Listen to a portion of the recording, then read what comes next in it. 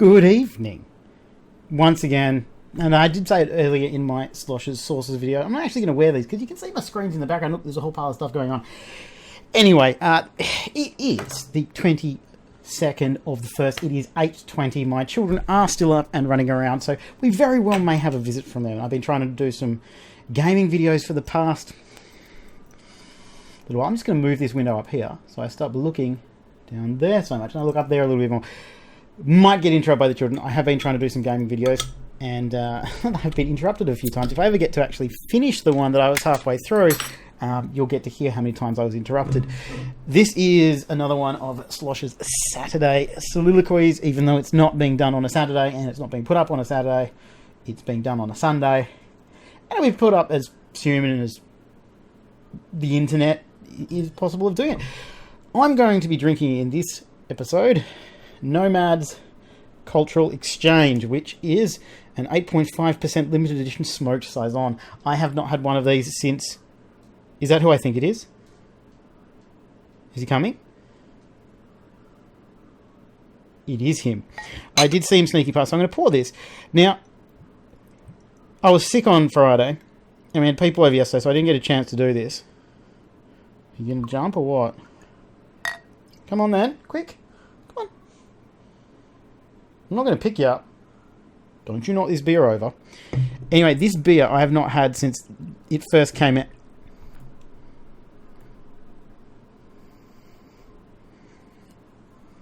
You're right there, mate.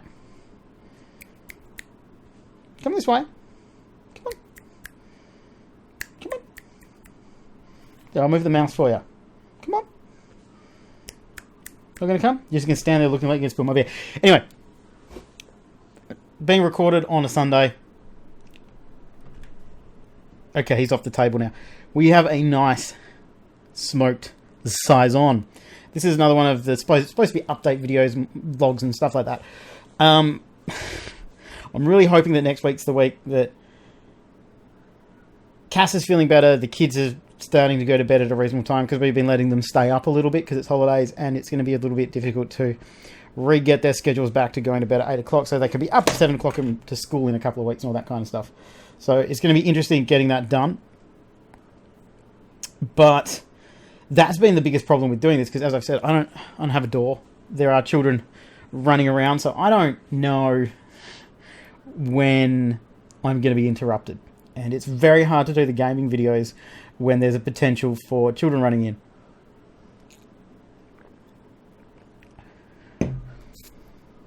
Oh my God. The smoke after that, it's almost like eating smoke, mate.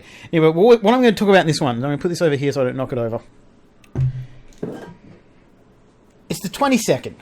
On the 20th, something very, very special happened. Now, I'm going to talk about music a little bit. I did a lot of LSD when I was 17, and I discovered Mike Oldfield. Did Tubular Bells. A lot of people go, oh, it's the Moonlight Shadow guy. Moon Shadow. No, that's Cat Stevens. And it's Moonlight Shadow, and it's a great song. It's off Crises, and it's good. Sorry, Chris. Anyway, on the 20th, Mike released a new album called Return to Ommadawn. And when his first like 4 or 5 albums, like Tubular Bells, Ommadawn, Hercus Ridge, I think Amarak was in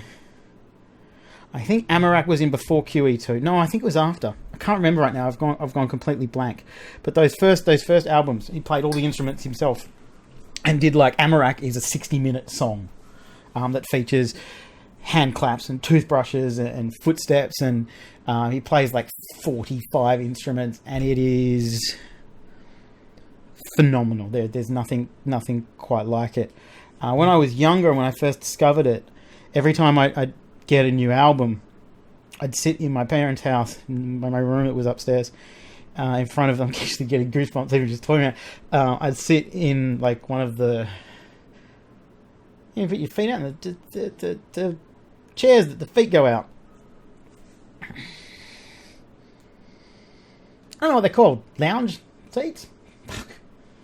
I guess I am tired. It is school holidays. I do apologise for that. Anyway, I used to sit back, eyes closed, and just be taken on a journey by the albums every time I got them. And I've listened to all of them more times than you can possibly count. Even those really dodgy 80s ones, like 80s ones, where he stopped doing the hour-long instrumentals and started doing 25-minute instrumental and then about 5 or 6 songs. And they're good too. I mean, it's not Family Man. It's not Family Man. I'm just going to look it up. The one with Family Manor, it's got Taurus 2. 5 Miles Out. 5 Miles Out. That CD is fucking excellent. Every song on that is amazing. Mike Oldfield is literally... He saved my life when I was 17, and his music has been with me for the entire time. His song Etude from the Killing Field soundtrack is going to be my funeral song. Only a few people have known that up until now, but he will always be one of the most important bands in my life, up there with AC/DC, Ween, Pink Floyd, and Tool, and Mike Oldfield. Mike Oldfield's music is shatteringly beautiful, and there's nothing in the world quite like it, and it's not for everybody. On the back of Amarak, he called them cloth-eared nincompoops. But this new album is called Return to Ommadawn, and Ommadawn was third album. I think it was his third album. Discography. I think it was his third album, because I think Hergus Ridge was first. No, it's his second. Yeah. I was right the first time. Why don't I listen to myself? And Amarak was way after the 80s. That was the last one he did for Virgin Records. So it goes... Tubular Bells, Hergus Ridge. Tubular Bells in 1973. Hergus Ridge in 1974. Ommadawn 1975. Incantations 1978, which is pretty fucking good. Platinum 1979. QE2 1980. 5 Miles Out 1982. Fucking brilliant. Crises 1983. Fucking brilliant. Discovery 1984. And The Killing Fields 1984. Both brilliant.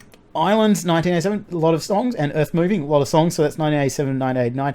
Amarok was 1990. Amarok is literally one of the most amazing pieces of music that's ever been fucking written. It's on Spotify, you should listen to it, but you have to literally sit back and just go on the ride with your eyes closed for that 60 minutes, because it folds in and around itself so many times, and it jolts between, because it's not tracks, it's one track, but all of the different sections that sound a little bit different kind of fold in on each other, and they all come together at the end, and it is fucking phenomenal. It is just one of the best albums I've ever heard. Heavens Opens, 1991. That is, as far as I remember, another all song one. Tubular Bells 2 came out 1992. Fucking holy shit. The Songs of Distant Earth, 1994. The best album to go to sleep to in the entire world. And Voyager, 1996. Now, Voyager is the reason I discovered this dude. I was sitting at Buzz's house, actually. I was sitting at Buzz's house, and he recorded Behind the Mirror, the black metal station, RTR, local radio show from the night before, and he said, I think you'll really like this one. They played a song called the Song of the Sun from Voyager, which was like a Celtic instrumental thing, and I was a bit stoned. And I got home, and I found the album, and I bought it, and then I'd never heard of Mike Oldfield before. I was 16, 17, and I found like a kindred spirit. Like there's real pain, and there's real feeling, there's real emotions, there's beauty and longing and sadness in the music, and I've never found that particular thing anywhere else. And then there's Guitars, 1999, and The Millennium Belt, which is fucking an interesting CD. Then there's Trey Lunas, which has a song on it called To Be Free, which is fucking amazing. Tubular Bells 2003, Light and Shade, Music of the Spheres, and Man on the Rocks was released in 2014. Man on the Rocks was a rock album. With he had one vocalist do all of it. Usually with all the other albums that he did songs on, there was a different vocalist for each song. He just played the music and wrote it. But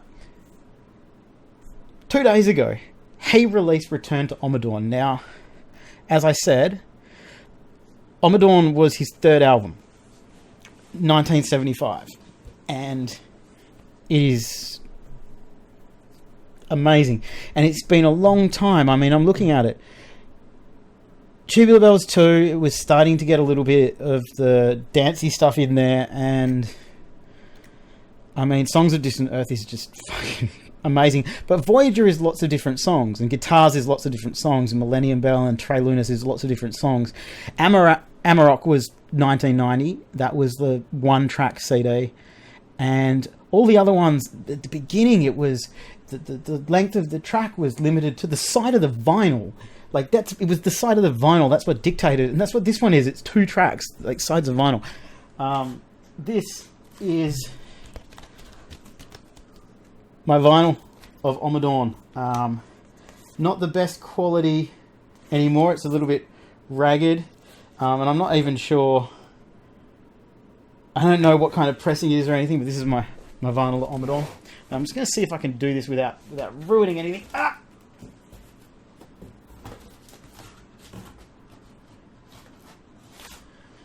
Whew. That's no good. So, we have this one. This is the one that came out 2014. I've got all of them on CD and as many on vinyl as I've found. That one's going to be kept for the end. There's a couple that aren't in here. I can't remember where they are, but they're not in this packet. But Buzz bought me a couple. He owed me some money, and instead of giving me the money because he knew I just wasted it on booze and stuff, he bought me a couple. So I got Tubular Bells 2, which is one of the coolest albums ever. We got the original, written when he was 17. He played the following instruments: grand piano, glockenspiel, farfisa, organ, bass guitar, electric guitar, speed guitar, taped motor-driven amplifier, organ chord, mandolin-like guitar, fuzz guitars, assorted percussion, acoustic guitar, flageolet, honky-tonk, Lowry organ, tubular bells, electric guitars, farfisa, and it's just, you look at the list, and there's a picture. I don't know if the picture's in this one. I don't think I've got it. But there's a picture of him sitting there with all of the instruments he used, and he's fucking... amazing. I've got Incantations on vinyl. I've got this one, Killing Fields, on vinyl. Etude is going to be my funeral song. But this is the pride of my collection. And I still don't know how I found this for the price that I got this for. But before I show this, there's a group. I think it's called the Private Group. I'm not going to even say what its name is on Facebook, that Mike kind of checks and stuff. And before this album came out, there was a review that wasn't very good, and he put it up and said sad, and then I've been part of this amazing experience over the past couple of days where hundreds of people, thousands of people from all over the world who Mike's music is as important to them as it is to me. It's in my heart, you know. Have just been posting pictures of them starting to listen to it or picking up the vinyl or doing, and so many people, I mean, I couldn't afford to pre-order it because I'm not working so much over the school holidays. So I bought it on iTunes, but there's all these people who bought the vinyl and the CD and the DVD and the t-shirt and everything, but they couldn't wait for it to be delivered in the afternoon. They had to buy the MP3 as well. And it's just picture after picture after picture of people's phones showing that it's, when I thought I was about 6.5 minutes in, almost everyone's at about 5 minutes in, 6 minutes in, 7 minutes into track 1. And that's when they just had to, and it's all about the same time. And all these people saying thank you, and all this heartfelt stuff about how this has been what saved us. And it's not just me. It's I'm not alone. No one else I know likes this shit. But this is I still don't know how I got this. This is signed, apparently.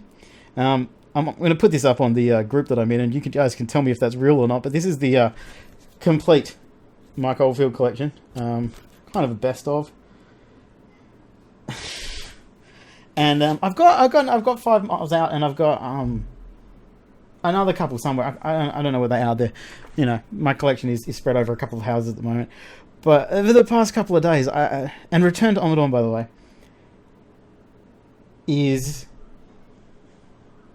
I sat back listening to it.